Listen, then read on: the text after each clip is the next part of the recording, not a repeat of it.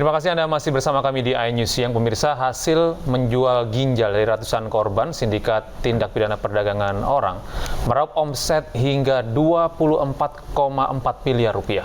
12 pelaku ditangkap, diantaranya seorang polisi berpangkat Aibda dan satu petugas imigrasi.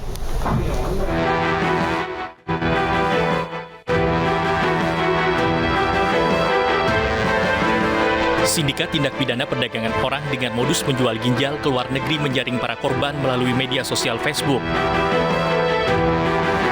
Di antaranya lewat grup Forum Donor Ginjal Indonesia dan Donor Ginjal Luar Negeri. Dari kedua grup ini, para korban mendaftar untuk mendonorkan ginjal mereka. Hanim, tersangka pengendali jual beli ginjal dari Indonesia ke Kamboja, mengatur pembiayaan, akomodasi, dan operasional korban. Para tersangka juga memanfaatkan oknum petugas imigrasi di bandara sehingga mereka bisa lolos terbang ke Kamboja. Saya di Indonesia untuk mencari pendonor, kemudian gimana caranya untuk membuat paspor, terus gimana caranya supaya penerbangan anak-anak itu tidak terkendala. Nah, yang tahu yang bagian itu Septian.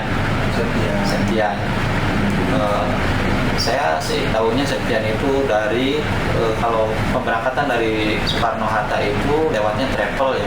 Cuma saya kurang hafal travel apa. Kemudian dari Bali itu lewat ada petugas imigrasi yang bantu. Sebelumnya kasus jual beli ginjal jaringan internasional terbongkar usai polisi menggerebek sebuah rumah di Tarumajaya, Bekasi, Jawa Barat. Total sudah ada 122 korban yang menjual ginjal sejak 2019. Sindikat ini mampu meraup omset hingga 24,4 miliar rupiah. Sementara itu, polisi meringkus 12 tersangka. 2 diantaranya merupakan anggota polisi berpangkat Aibda dan petugas imigrasi berinisial A.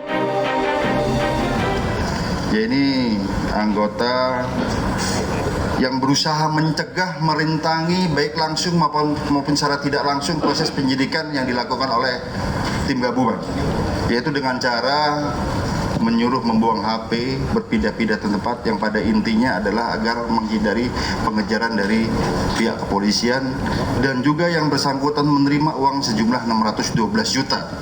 Ini menipu pelaku-pelaku ini yang menyatakan bahwa yang bersangkutan bisa mengurus agar tidak dilanjutkan kasusnya.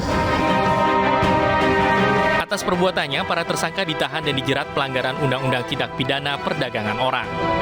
Dari Jakarta, Tim Liputan iNews melaporkan.